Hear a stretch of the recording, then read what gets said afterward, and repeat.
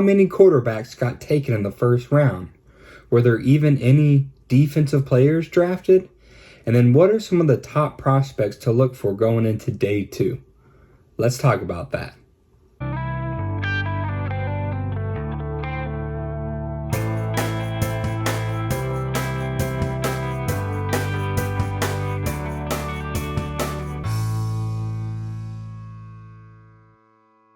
What is going on, guys? This is Wade here with TuxCat Sports, and today we are back going over the 2024 first round NFL draft, and boy, was it a doozy.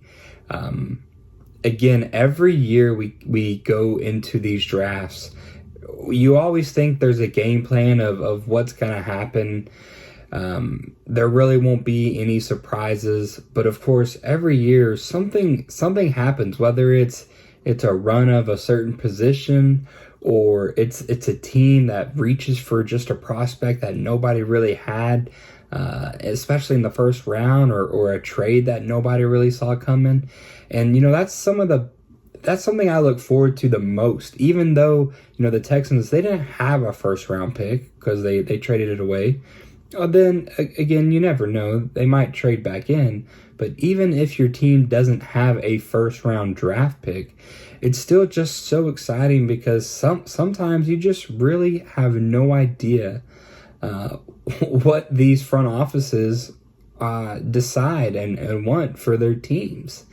And man, this draft was definitely that. There were some record-setting numbers, so to speak. So let me look at these notes real quick. So there were 14 straight offensive players taken before we even had a defensive player taken, which doubled the then previous record. So 14 straight offensive positions were drafted.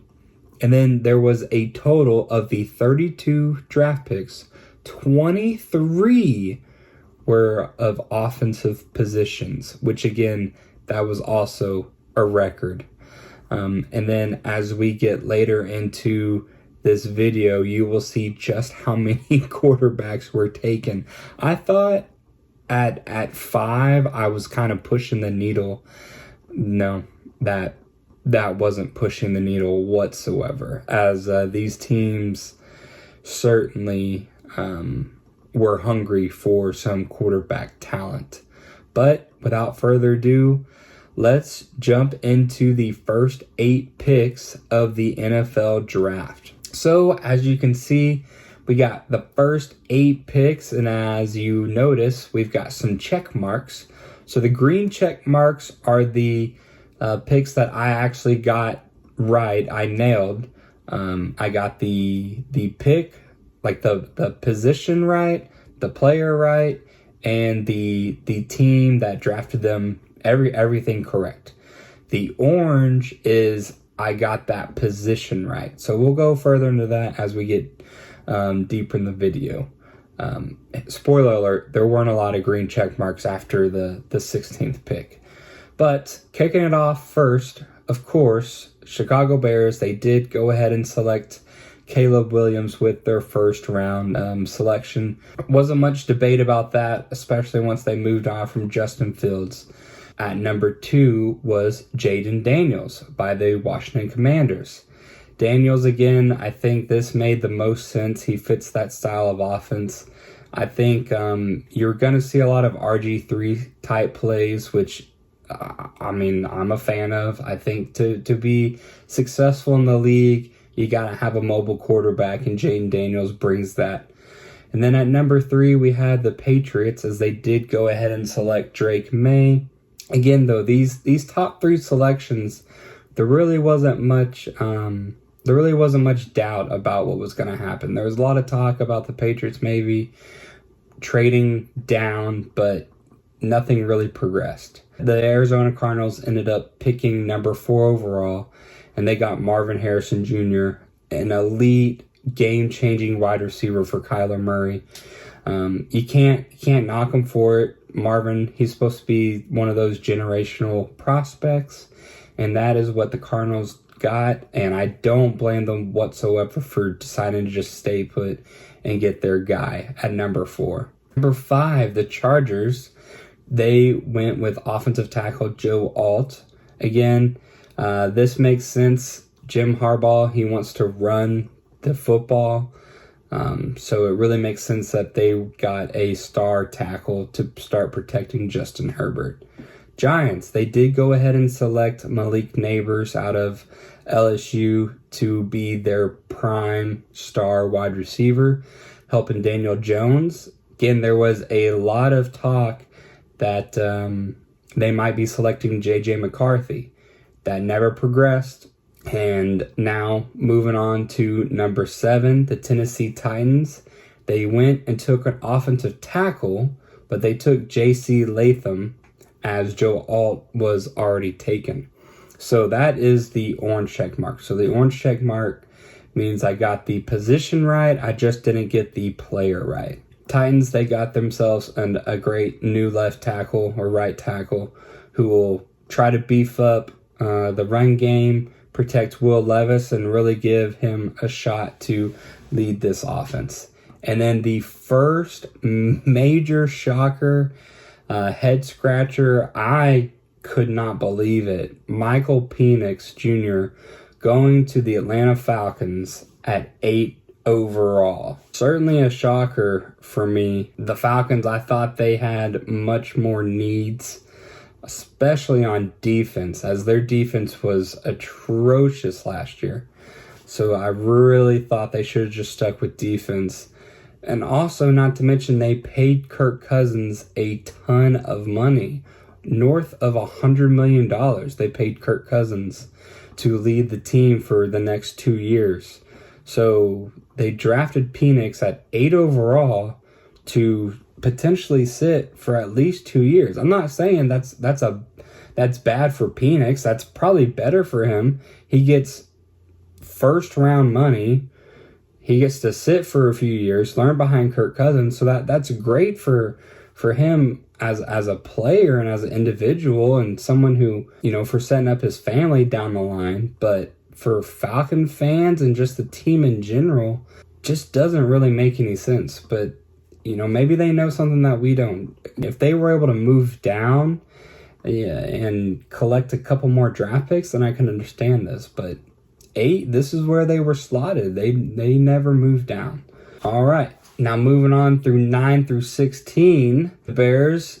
This was another little bit shocker to me. I thought the Bears would have taken a defensive player to pair on that other side of the ball, but they took Rome Odunze, wide receiver out of Washington, which gives Caleb Williams a glutton of offensive talent. Keenan Allen, DJ Moore, Rome Odunze, Cole Kmet, and running back DeAndre Swift. So they are loading Caleb Williams up with the offensive playmakers, the offensive talent to be successful. Moving on number 10, there is a trade between the Vikings and the Jets. So the Vikings, they moved up one spot to grab their guy, J.J. McCarthy, to lead the helm, take over at quarterback with Kirk Cousins now gone. J.J. is going to be leading that team.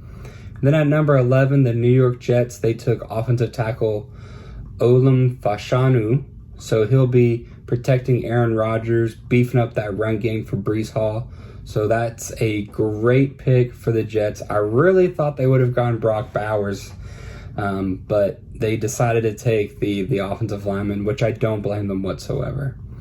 And then another shocker here at 12.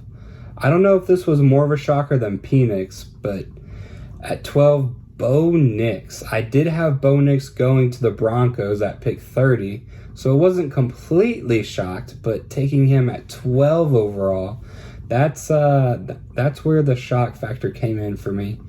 But so after that, there were no more quarterbacks taken, spoiler alert, but we had 6 quarterbacks drafted in the first 12 picks of the NFL draft. Again, this is something that has never been done before.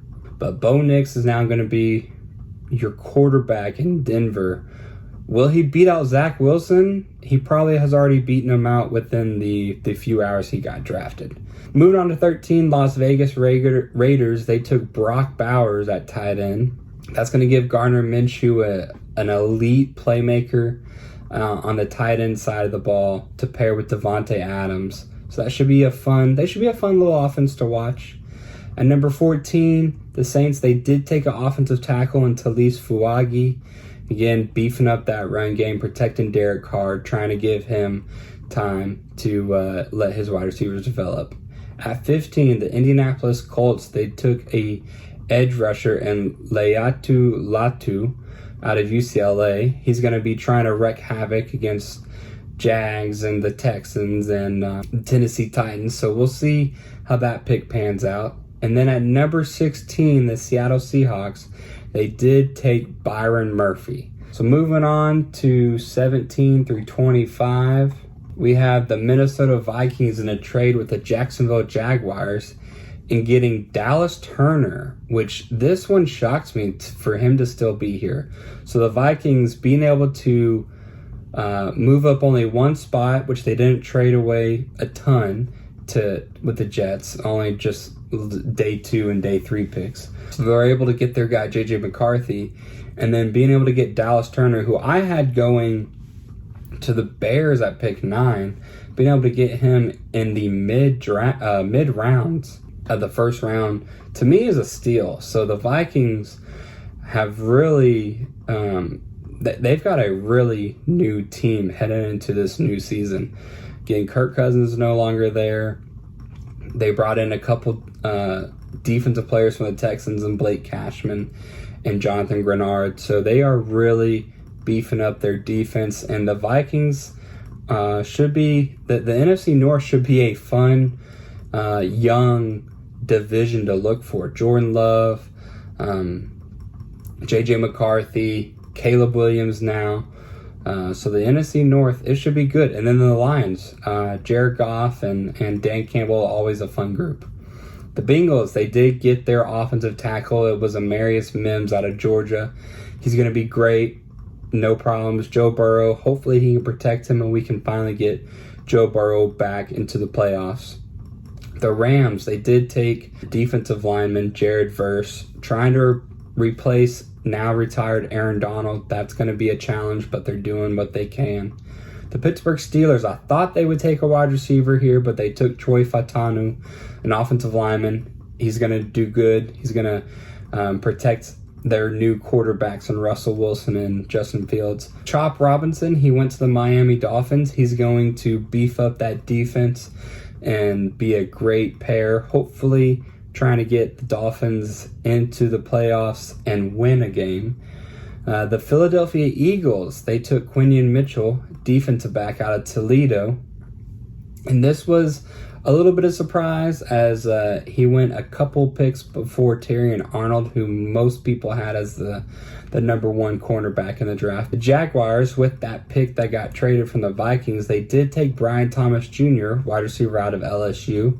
So Trevor Lawrence now has himself a new weapon.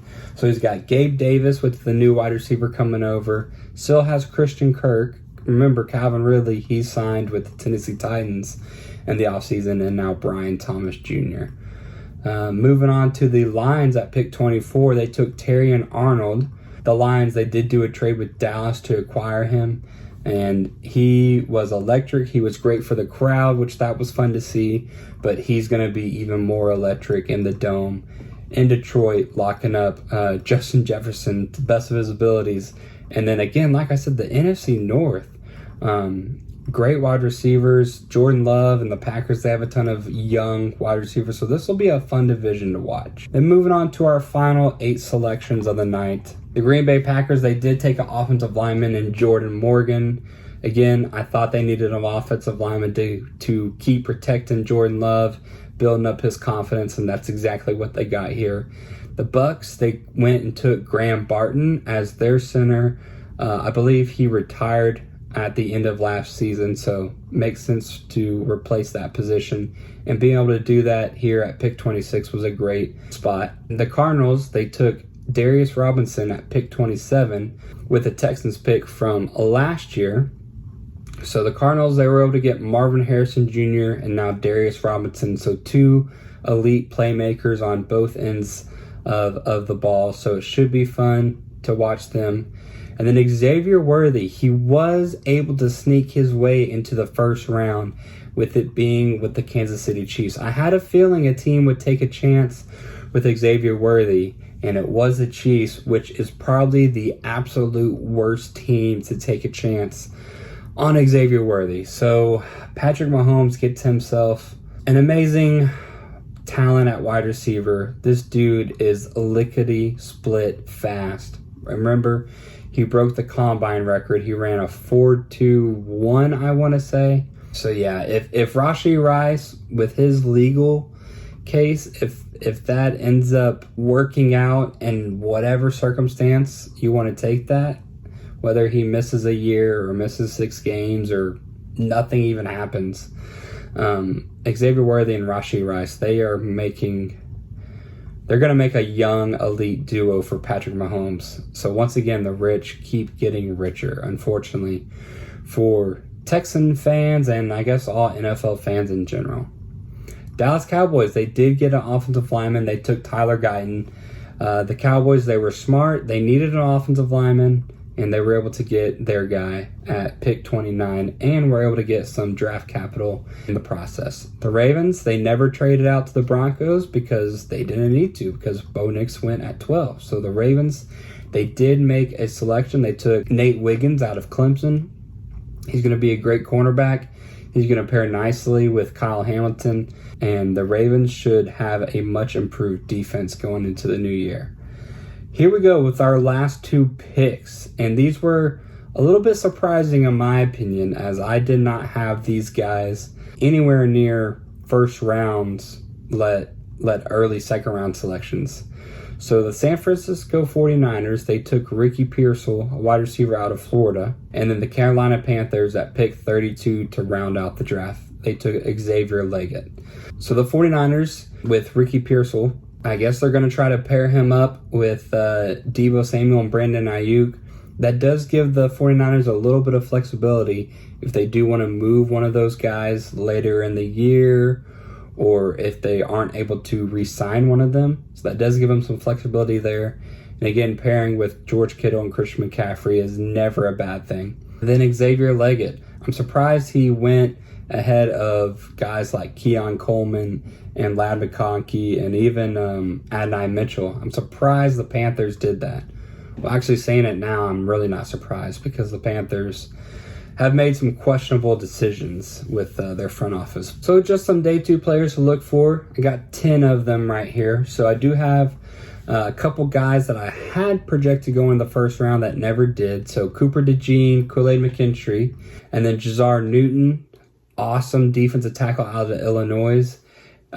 If the Texans are able to get one of these 3 guys with their 10th pick in the second round, I will be very, very happy. Peyton Wilson, he's a linebacker. Tyler Nubin, a safety. These 2 guys coming out of smaller schools like NC State and Minnesota, but they should still be able to make elite playmaking ability. Then some offensive players, Jackson Powers Johnson, a center basically, maybe a guard if you need to in a pinch. And then a couple wide receivers. I got Adonai Mitchell, Troy Franklin, and Ladd McConkey rounding out. And then finally, Jonathan Brooks. Watch him. He could potentially be the first running back taken, as we did not have any running backs taken in the first round. A lot of people had first round grades on Jonathan Brooks, but he did tear his ACL in college, so he is recovering from that. But even such, he is still a highly projected prospect. So you could see a team like the Chargers, a team like the Cowboys take him in second, maybe third round. We will have a lot more football content coming out as we get further into the year. And then, of course, maybe some baseball and basketball content as we get further down the line. Again, this has been Way with Texas Cat Sports. Thank you very much. Don't forget to put God above all. I'll see you next time.